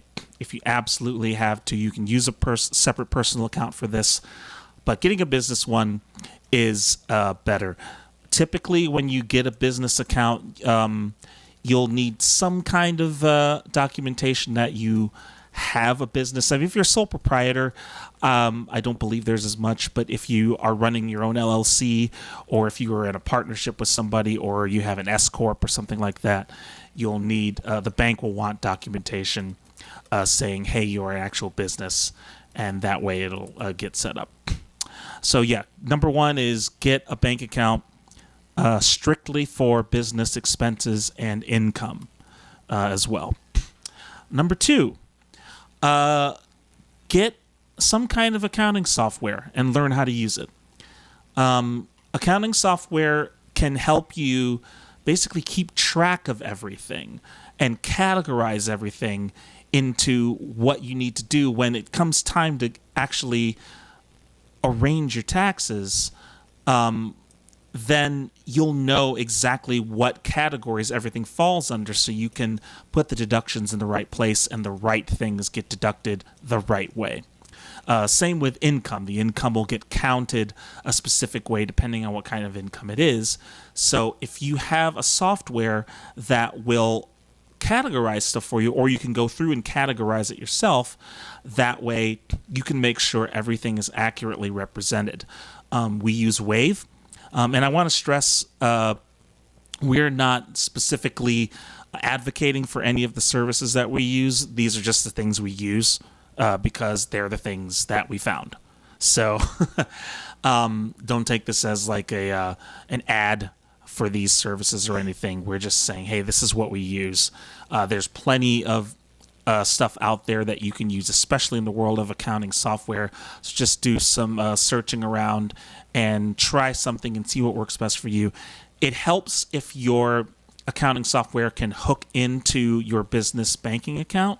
That way, any transactions you make, whether they're deposits or expenses, will automatically become transactions in the ledger, and you can go back in. Sometimes they'll even auto-categorize themselves depending on the data that gets pulled in from the bank.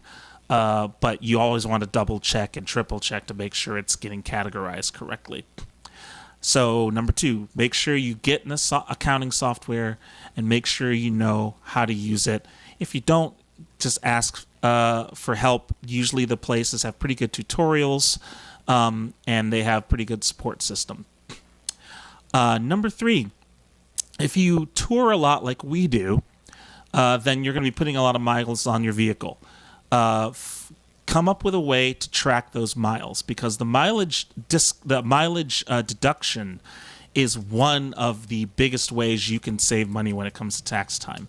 So make sure you have some way of tracking your miles easily. And a good way to separate your business miles from your personal miles.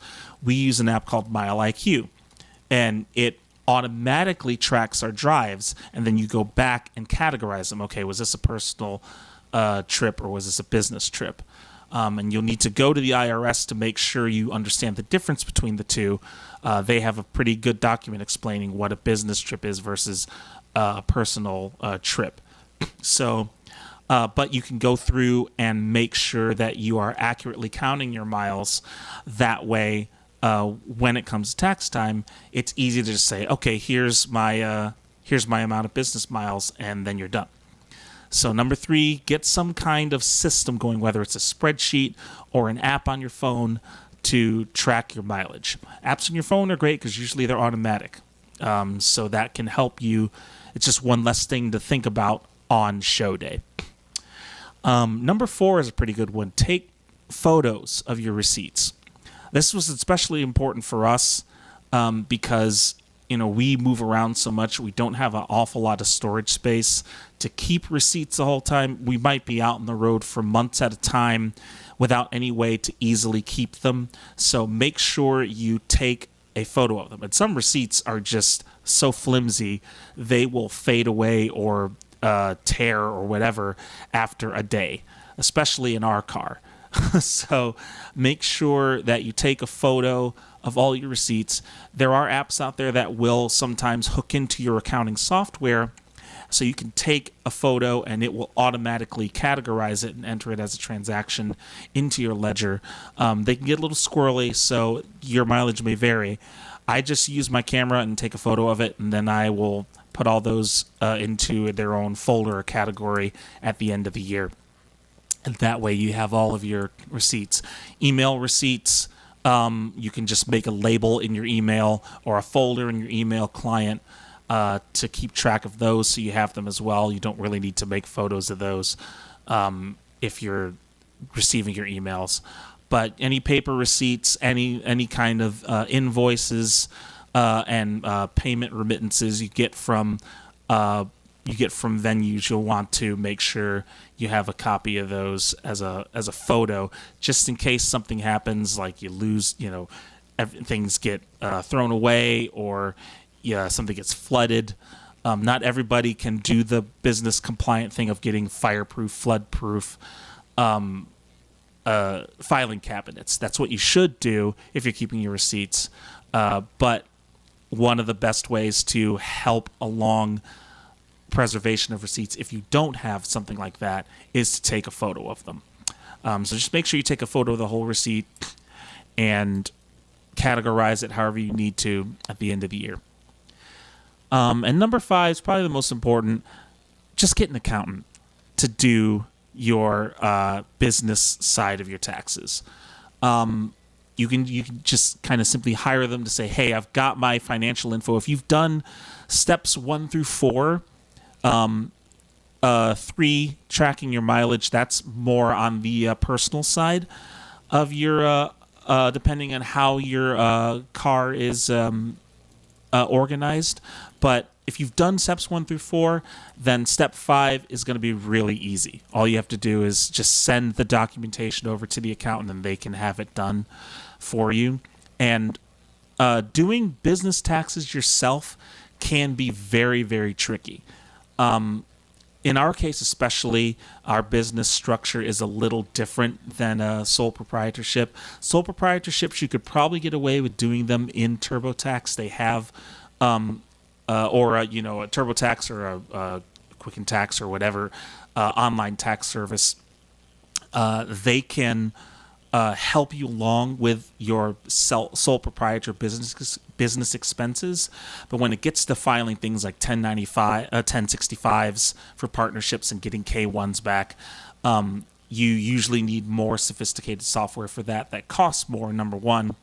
And two, it kind of assumes you know something about business taxes already. And if you don't, then it's going to be a waste of money. So if you have all of your ducks in a row by having a separate account, having accounting software, keeping track of your mileage, having all your receipts together, and then you can send all of the information you need over to the accountant, and they can get it all prepared for you pretty easily because they know what they're doing. That's their job. So if you really want to try taking on the business taxes, it's admirable. I would not recommend it at all. Because it gets very confusing very quickly.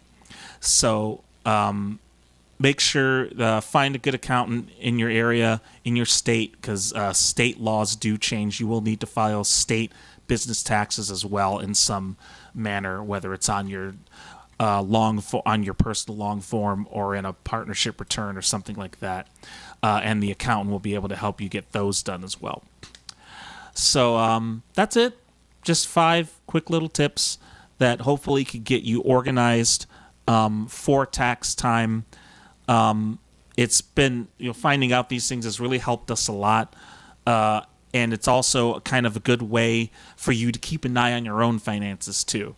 If you're looking at your finances, a lot of these accounting programs can give you kind of monthly breakdowns of how everything's being spent, so you can see, oh man, we're spending way more in this than we need to, or oh, this is we're probably not spending enough here, that sort of thing, or we're getting less money in from this revenue source than we used to. So having an accounting software and having an accounting plan really helps you kind of keep track of your money, because when you start playing a lot more gigs and you start making a lot more money, it's going to become even more of a hassle. So you want to be prepared for that kind of stuff. But yeah, that's it. Great job, Ed. Thank you. Yeah. So hopefully that is helpful to a lot of you. I know that, I mentioned earlier in the show, and I'll say it again, accounting is probably the most stressful part of running any business. Yeah. Whether it's music, and we do have to do that. It's funny how many people think that we just don't pay our taxes. Like, we do. No, we have to. Yeah, just like everybody else. And we're very much on the grid, and we're very by the books about it, but that's because Ed works so hard at it. And it's been a huge learning curve for him and for me through the years. So just any extra tips that we can help you guys out with, whether you're a musician or just if you own your own business, we're happy to share. So hopefully you learn something from that. And if you don't need to have that information, hopefully that gives you a little bit of an insight of something that we have to do behind the scenes. Yeah. That is one of the jobs that we have to. Again, a lot of it it helps because I can kind of automate it behind the scenes, but then there are all these other little things that you kind of have to look at and make sure it's all right before you actually do the deed and file the taxes. So and one other little thing, business taxes are usually due earlier than personal taxes. That was different this year, but usually they're due about a month earlier. So if you have all this ready, you can get on the ball. And if you're getting in 1099s right at the end of January, and you've got everything ready, then you don't have to spend a month trying to sort out everything and then only have a few days left to file your business taxes. So having all this ready just makes it that much easier. Yep. And Alice is throwing out a bunch of questions. They're all very good questions. She says, not that I necessarily need them, but some other people might ask them. And there are some good questions in here, like, do you have an accountant? We do. We have an accountant because, like Ed said, the business part of this is very complicated. So we have an accountant for the business taxes, and then we do the rest individually. Yeah. We do them together because it's especially helpful for me because Ed handles our taxes, as Per mentioned earlier. So we get on a call together and just kind of make sure that we're submitting the same stuff, basically. But well, and making sure that like some of it is kind of confusing too. Oh yeah. So I mean, some of it's just like what I think you need a degree in this to, but we use TurboTax, and there is a free version if you make under a certain amount per year, which we usually do. You can still submit like sole proprietors and use things like K1s for the free tier. So if someone tells you need to have a business set up for that, if you make under a certain amount and you have someone else do your business taxes, you can still use that information to do the free file in TurboTax. Yep. So. Yep, and yeah, we did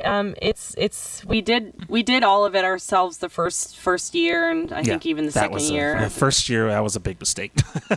Yeah, it was. I mean, like I said, it was a big learning curve, and I think we're kind of at a place that we feel comfortable with, and which really helped us out a lot. I mean, it's very easy to become an LLC or a partnership. Look into you might want to talk to an accountant about what's right for you for that. And it's different in every state, so make sure you talk to one in your state. Oh wow, I didn't know that. It's a little different for each state, so. Right. So we have. So are we a partnership or an LLC? Oh, we're an LLC now. We are. Yeah. I think we just became an LLC. You can easily convert from one to the other. So. Okay, but it's a really good thing that we did because there was a lot of small business relief, and Ed and I are a small business. Witherword is a business. As you can now see. I mean, I think throughout the course of this podcast, one of the things I hope that we're shedding light on is the fact that we're not just musicians. This is our business, and we treat it very much as so. And the accounting part is huge. Yeah. And getting the LLC, like I was starting to say, was very, very beneficial to us. And you never know when it's going to come in handy, and it sure did during the pandemic. So we are just so grateful that we took the time to do that because we did get the small business relief during that time. Well, and it's just a better business structure. Like again, if you talk to an accountant, they will help you figure out what a good structure is for you, depending on what you do. And I decided it was better to just kind of convert things since we started signing more contracts and stuff like that. I think an LLC is a bit of a different structure for that. So, but also, we have to make sure that we're treating this seriously like a business, and you kind of have to at this point. So if you're doing this at the volume that we have been doing it and still are doing music, then you have to look at it that way. So yeah, absolutely. And it's not to answer another question. It wasn't really hard to become an LLC. Actually, Arizona makes it pretty darn easy. So it just costs a little bit of money, and you fill out a form, and then you're done. So it's really easy to do. But again, that depends on what state you're in. So. And it's so worth it, too. And I mean, all of that said, one of the conversations Ed and I had when we were filing our taxes this year is we're like, you know what, maybe we should just get an accountant to do all of it next year because it is very complicated and stressful. And even still after, all the research that Ed has done and after like knowing a little bit or what we think is a little bit we're at the end of the day, you fill it out and you send it in, you're like, I really hope I did that right. Yeah. If it's wrong, it's not because I didn't. It wasn't intentional. Yeah. So it's stressful. If you can afford the price of an accountant, I would recommend getting one just to eliminate that headache. Unless you happen to be good with numbers and you like figuring out jigsaw puzzles. Yeah, because it's pretty crazy. Yeah. So hopefully that was a little bit helpful for you guys. Yeah, thank you for your questions. If you have any other questions regarding this topic or any other, feel free to message us on any of our social media forums, or you can go to crimesagainstfolk.com and message us privately if you don't want to do so publicly.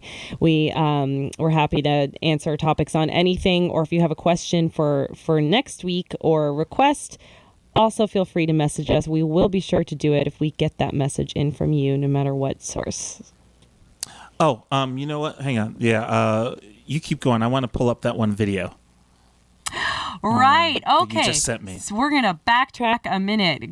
Great job in remembering that, because I remembered like 3 times already and I already forgot. Remember how earlier we were talking about, if you were listening to the show and tell segment of our podcast, we shared a photo of when we got Westy bombed in Las Vegas, Nevada by a dance troupe. And I said, there is a video out there somewhere of this. And I found it and I sent it to Ed. And it's just a little video. I took it from the stage of the audience while I was performing, just because I wanted to capture how beautiful the moment was. We played Something in the Way by the Beatles, and they danced beautifully. So here is that video for you now.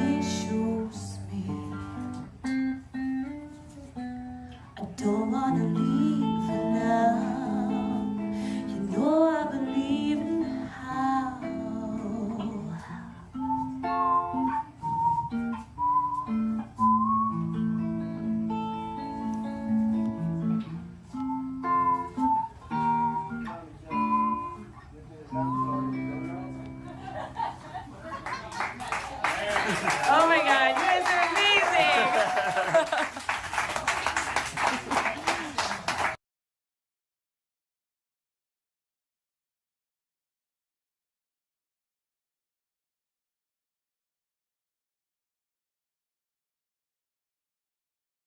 All right. Go back here. All right. So that was a stage view. Yeah. Isn't that such a sexy dance? That's called West Coast Swing, which is why it's called Westy Bomb. And yeah, it's a really, really beautiful dance, and really, like, I just think it's really free, and I don't know, it just looks really sexy to me. I keep saying that. Sexy. It's nice. Sexy. Yeah. Yeah. It's really cool. And I can't do it to save my life. I can kind of swing dance, but I can't really do West Coast swing. It's very different. Yeah. It is very different after watching and talking with our friends in Vegas about it. It's like, oh yeah, this is something very different. Yeah. Well, we're gonna give you guys. We're almost done with our show. We're almost done here. Man, it flies by. But we're gonna do an original song for you, and then we're gonna play a video. We're gonna end our show with playing Randi Driscoll's video for you. Say our goodbyes, and then we'll let her finish off the show. Yep. So yeah, we'll do this song here though. I still have not learned the guitar part to it. Relearned it anyways. So. That's okay. I'm on the tambo. I rarely get to play this thing, so I'm going to play it down here. It's probably kind of loud. Is that too loud? I don't know. Okay, we'll see. I can't tell because I can't hear myself in the headphones. So Right. so True. I forgot about that. so I guess I don't know. You guys can tell us if it's too loud. Yeah.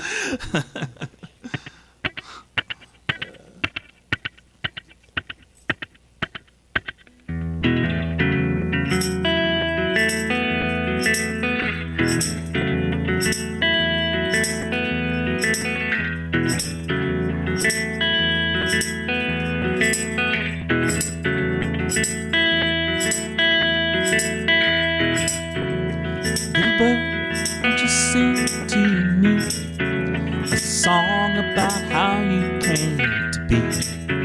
Is it happy or is it sad? Is it different from the one that I've had?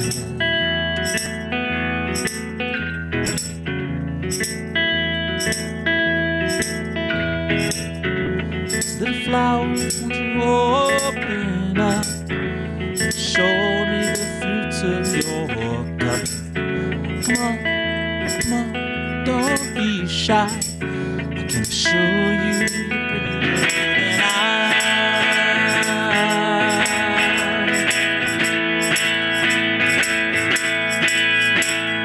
I'm not afraid to be small.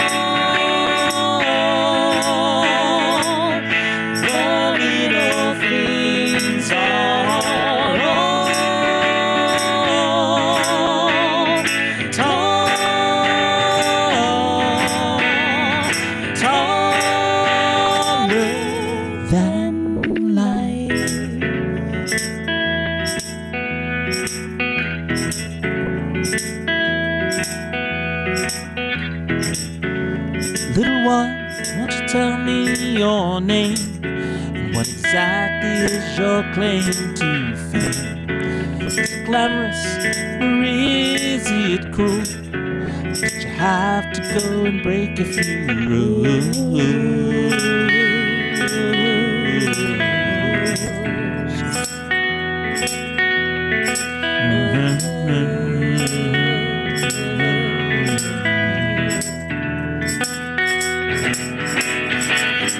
I'm not afraid to be small.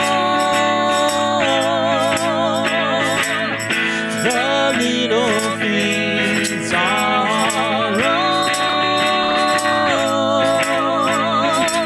part of something greater than the rest of us. Put together they bring out the best in us. One big love.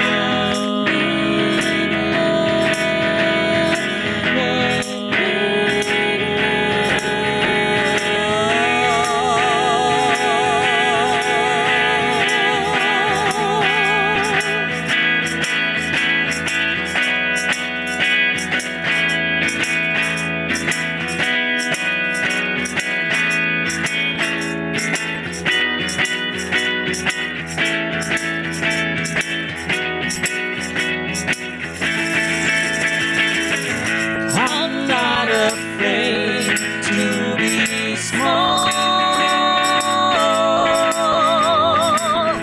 The little things are all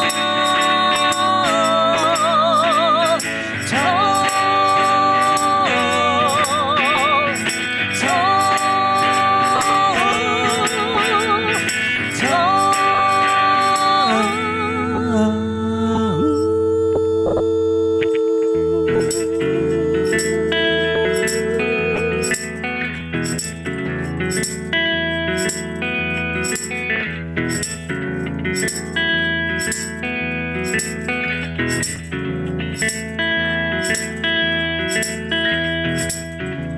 Little one, stop feeling so sad.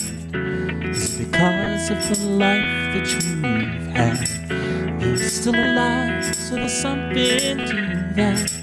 We'll do right by you before your time is past.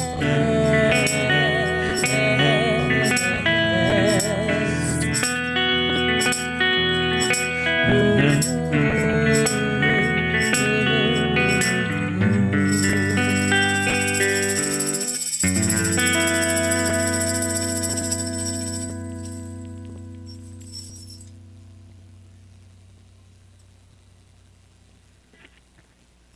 All right.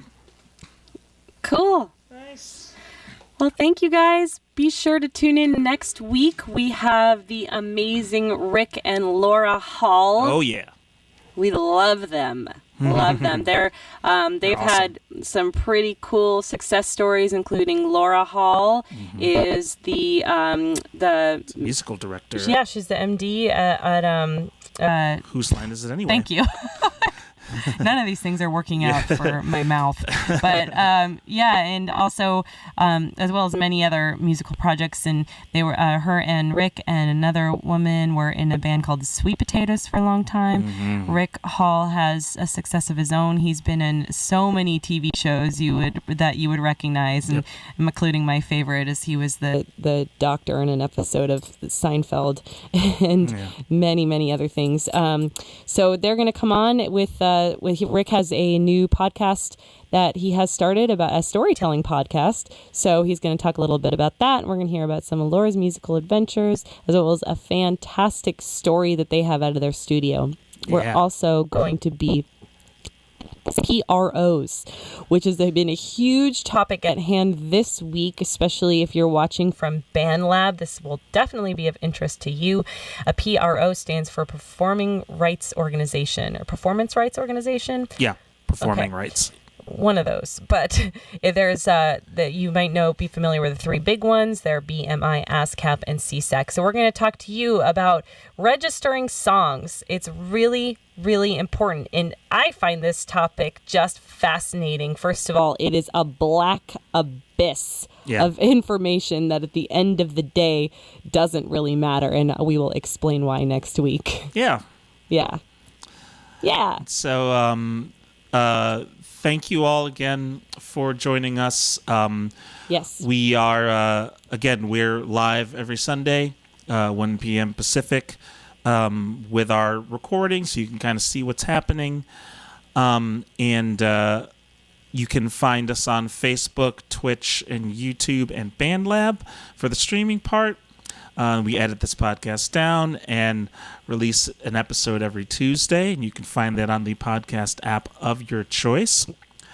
And we really appreciate your time, and thank you for tuning in. Please follow us on social media, subscribe to the podcast, leave a review if you like it. Yes, please leave a review. And we are going to let our special guest, Randi, close out the show with a song and a music video called Happy Hour in Heaven.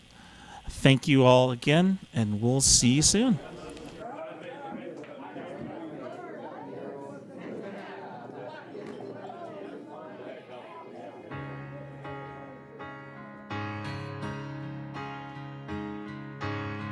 The church was full, they came and they bowed their heads.